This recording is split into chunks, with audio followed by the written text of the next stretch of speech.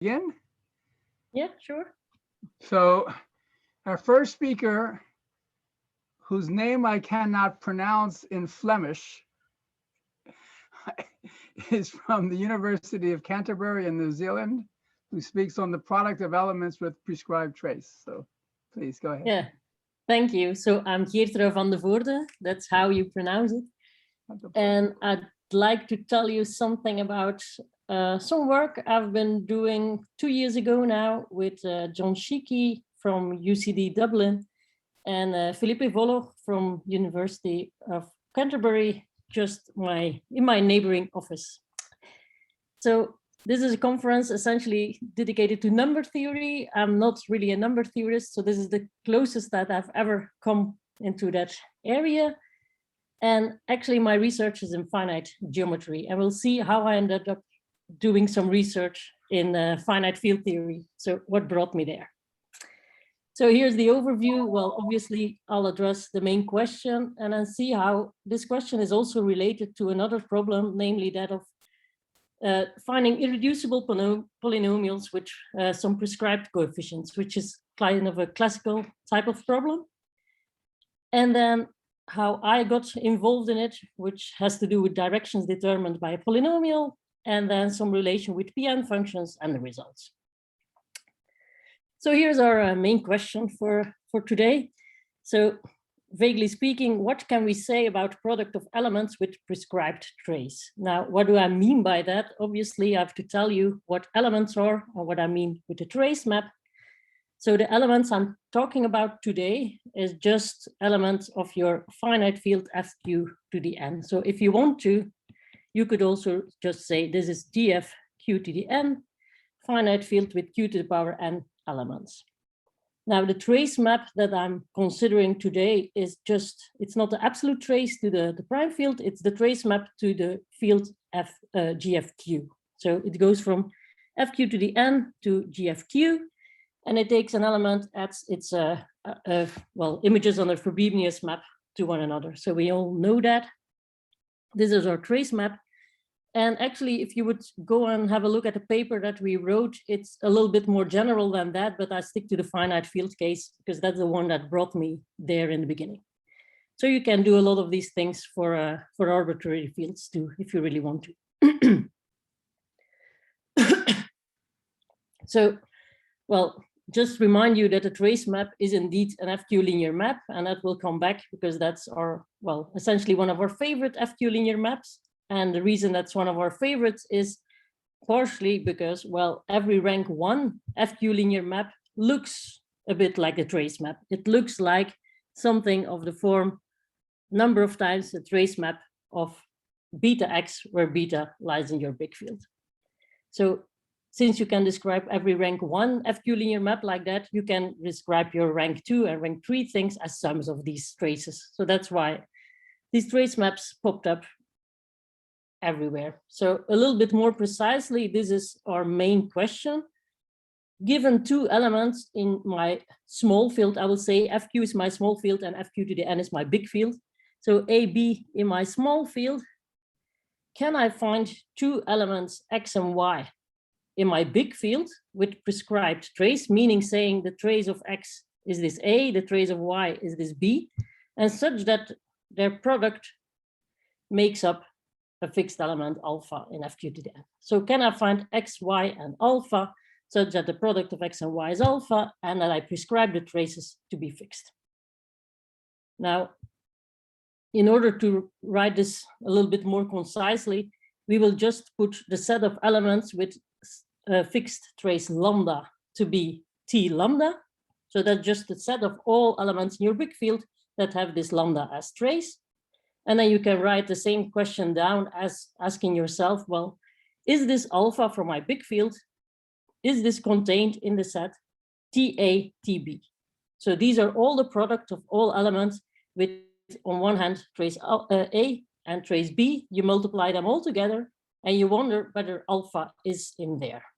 That's our main question. And essentially, what we wanted to do was to find out whether this TATB is the entire field.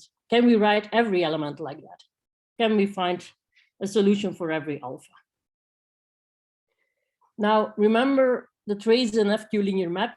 So essentially, you can restrict yourself most of the time to looking at T0, T0, T0, T1, and T1, T1, just getting rid of the scalar multiples. So these were the sets that we're interested to investigate to see whether that's the entire field.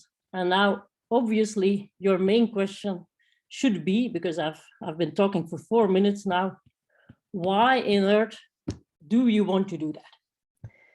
And so the main reason is not this, but I want to start with some nice application, which was not our motivation, but it came afterwards.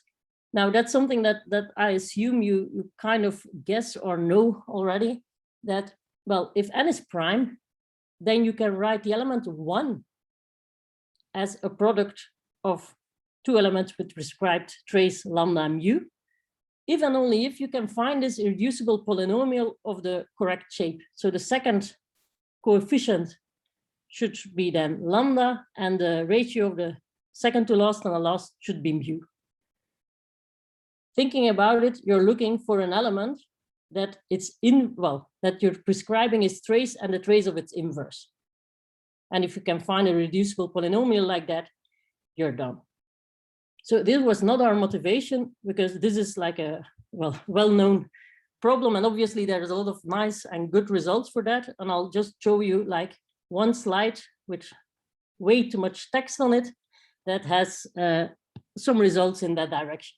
So essentially this says that if you want to find an irreducible polynomial with R prescribed coefficients, so with a lot of coefficients prescribed, you can do so as long as this R is less than, well, n over 5 or n over 10. You can prescribe some of the coefficients, and there are bounds on Q, bounds on N, and so on. And there's another theorem here from 2012 that says, yeah, you can prescribe the second one, just like we did. And then one of the other ones, except obviously you should not cheat and give a 0 to the final coefficient, because that will never be irreducible. But apart from that, you can always find a reducible polynomial with fixed coefficients, and then some conditions on N and Q and things like that hold. So I just wanted to say this because some of these small remaining cases that the authors didn't look at are actually covered by our theorem. So we fill some gaps in the smaller cases there just by accident, because that was not our motivation.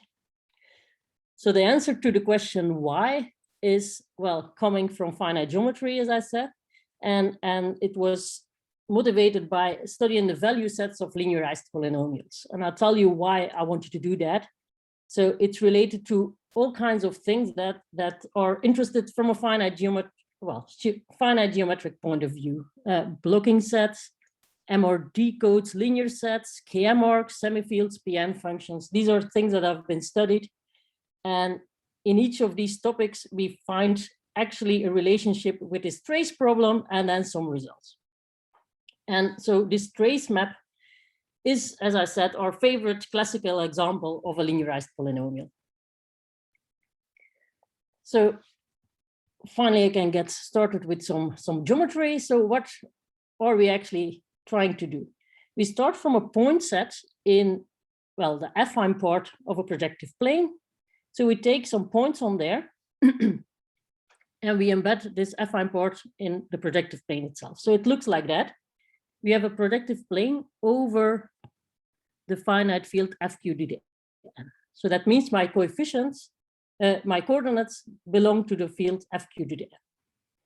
I take a plane, I fix a line, I call that a line at infinity, and I look at the point set that does not lie on the line at infinity. So I take 2 points P and Q, for example, and I say that P and Q, they determine the direction at L infinity, which is just the intersection of the line PQ with the line at L infinity. So that's the direction determined by P and Q. And obviously, if I take a bunch of points here, I can look at all the directions determined, and I find a set at infinity. Now, if I take Q to the n points here, if that's the same as the size of my field, actually, I can describe this as a problem in terms of the directions determined by a function. Now, also here in this topic, well, there's already a main theorem that describes what happens if I take q to the n points and I look at the set of directions determined by that. Essentially, this theorem says that if you're not determining too many directions, and too many is roughly half of the number of points at infinity, then you are secretly just a linear map, coming from a linear map. And that's, again, a theorem with way too much text, and I'll tell you where to look. So if you have a function, it says, well, the number of directions determined by that function, so that you can think of it as a graph of a function, is, well, either more than the half, or you are an FQ linear map. So we are interested in what happens if you are an FQ linear map, how many directions you have then. So why did we want to do that? Well, this link with blocking sets is fairly easy to see. I'll tell you what a blocking set is. So a blocking set in a projective plane. So again, oh, this is not what I wanted. In a projective plane, projective place 2q to the n, it's just a set of points such that every line contains at least one of these points. So that's a blocking set, and you want to construct that in an easy way. And an easy way is to start from a set here of q to the n points, and then add their directions. So just as before, every time you take 2 points, well, there might be 3 on that line, you look at where it intersects infinity. If this is my set of directions D, I claim that this is a set of points such that every line contains at least 1 point. Now, the reason for that is, well, whenever I take a line, either, well, I'm a line in projective plane, so I meet my line at infinity somewhere. So if I meet in a determined direction, I'm fine, because I've taken this set together with my determined direction, so I'm blocked. But if not, if I'm taking a line that meets infinity in a point that's not a determined direction, well, then I know I have q to the n points here and q to the n lines in a projective plane different from the line at infinity through that point. And since my direction is not determined, I see each of these points exactly once. So that means that every time I have such a set, I can make a blocking set out of it. And people are interested in finding out what the smallest and the largest blocking sets are. And that's then related to finding out what the smallest value sets of these polynomials are and the largest value sets of these polynomials. So that's one reason that people have looked at this problem. So now we'll just chuck some coordinates at it, and it hopefully becomes a little bit more clear. If I can hide the geometry, that's probably better. So we just say, well, L infinity, let's take that the line to be Z0. And on my point set, if I'm not determining the vertical direction, I'm actually a function. So I look like x, f of x, and then this last coordinate, I can take that to 1. So I'm taking all x's in f q to the n in my field.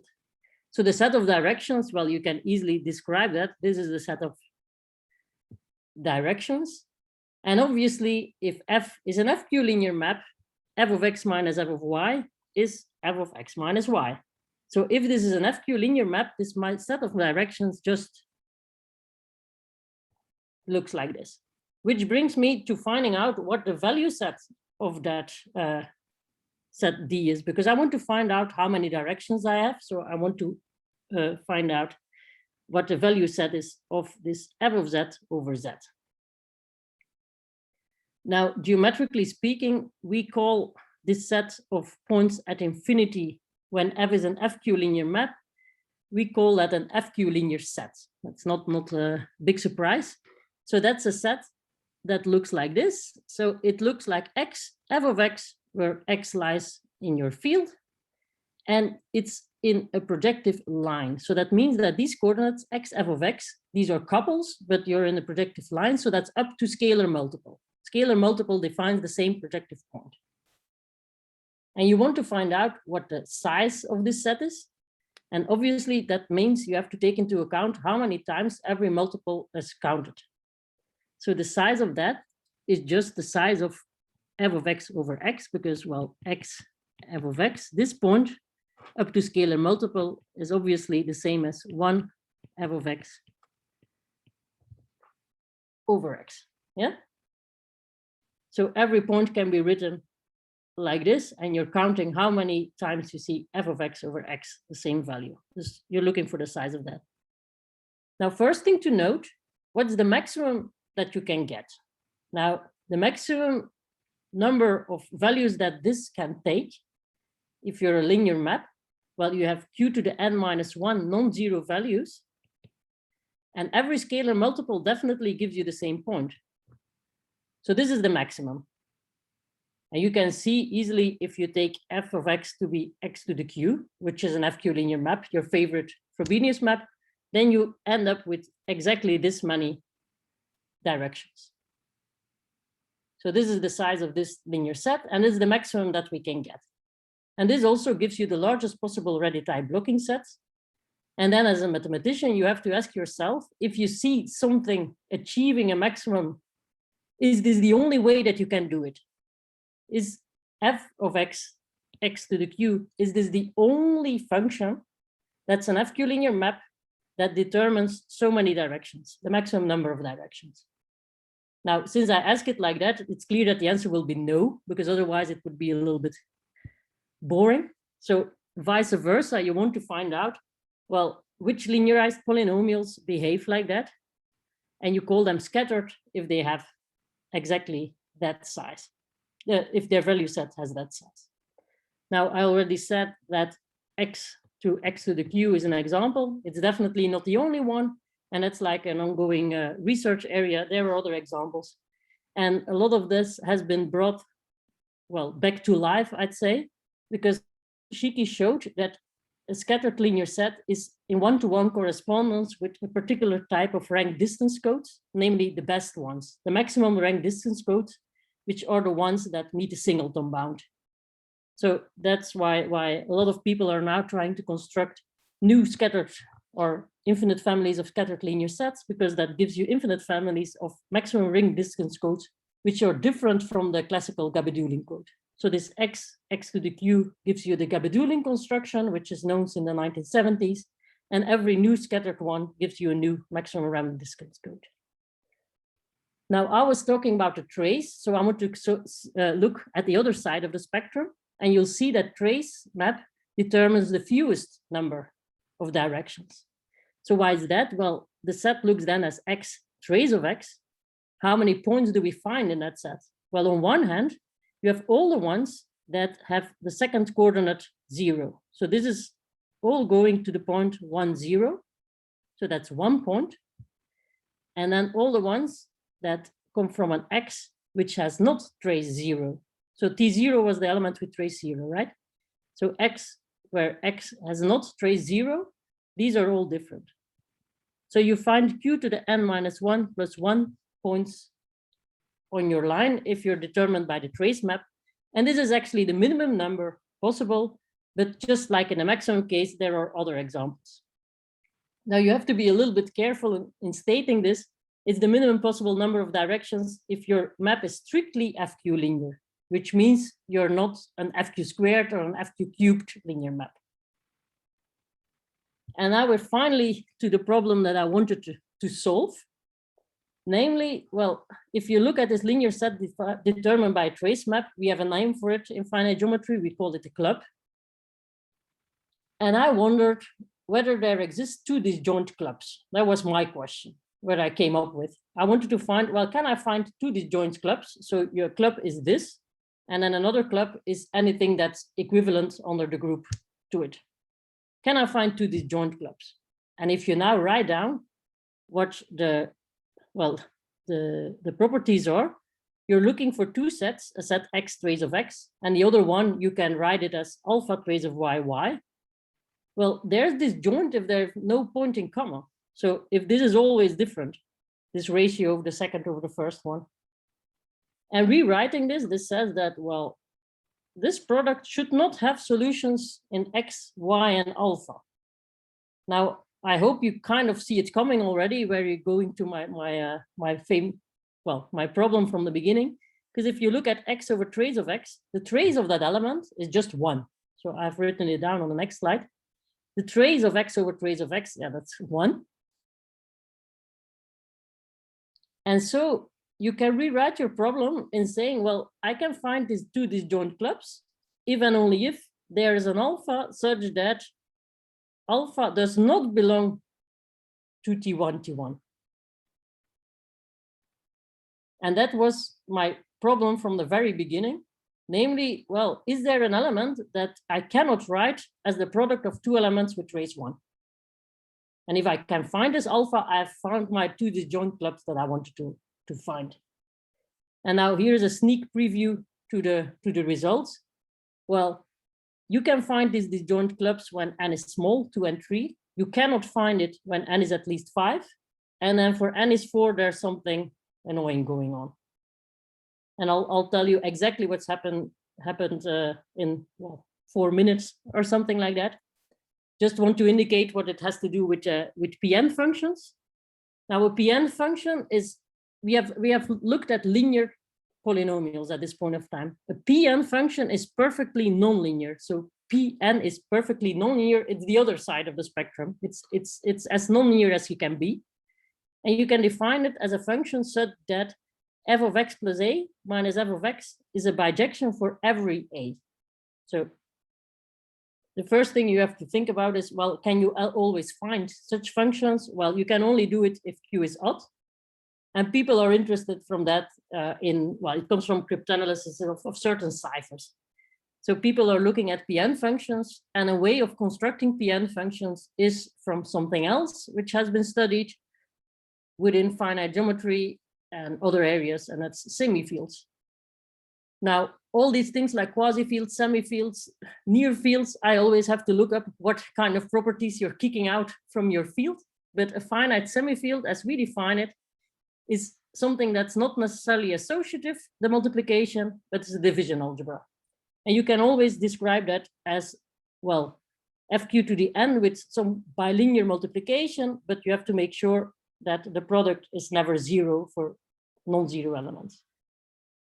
And if you start from a commutative semifield and q is odd, you can make a Pn function. So that's the only thing that I wanted to say. You can start from a semifield and make a Pn function, and then people are happy about that. And one way of making these semifields is, strangely enough, with linearized polynomials again. So you want to construct a semifield where your multiplication is of this type, and you will see it coming again, where my same favorite problem pops up. If you take f and g, linearized polynomials, and they're the trace map, then it's easy to see that this multiplication will be non-zero for every x and y, even only if you can find such an alpha such that its inverse is not in T1, T1. So even if you're not understanding directly how this happens, the point is that this same problem of constructing these semifields of this particular type is essentially the same problem of finding elements with prescribed trace. So it's exactly the same thing. So that means that our results about this T1, T1 covering everything should translate into a results about Pn functions. Now the result that we obtained was about this Pn function, because we take the function to be the trace. And it looks a lot like a paper from 2012. It looks very similar, of saying that this is never a Pn function for n is at least 5. So you see the n is 5 at least coming back. And we show that T1, T1 is indeed the entire field. So every element which is non-zero can be written as the product of two elements with trace 1, as long as your n is at least 5. So that means that this particular function can never be Pn, because we have this one-to-one correspondence between Pn functions and our problem with T1, T1. And then these results are obviously very similar, but you can show that as long as alpha is not a square, these functions are inequivalent. So it's not a problem. So I'm just now presenting an overview of what exactly we have been shown for this problem, and I refer you to the paper to find all the nice applications in finite geometry that come out of it. So the theorem says that if n is at least 5, essentially you cover your entire field. TATB for A and B in your small field is just your entire field. And then I have to add the 0 either in or out. So that works for n is at least 5, and also for n is 4 and q is 2, 3. So we have always a solution. So for my point of view, this is actually a negative result because it shows that I cannot construct a lot of things that I would like to construct unless n is small. And if you look at the paper itself, you will see that, well, this theorem itself was like half a page. And then we have 15 pages dealing with the n2, 3, 4 case, because we have to do all the cases separately and the characteristic of the field pops up, and yeah, a lot of things become very, very messy. The point is that it's not always true that you have your entire field, and that's interesting.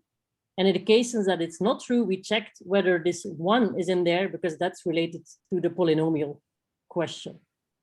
And then the last thing I want to mention, which is very, very unfortunate, but maybe also nice, there's one case that we couldn't do. Even though we spent quite some time on it, we still don't know the answer for T1, T1. We don't know if for n is 3 and 4, whether that covers our entire field or not. And that's all I wanted to say. So thank you. Thank you very much. Do we have any questions for our speaker? If not, I thank Voorde Geertrui, yeah. again, and we will continue in about 4 minutes.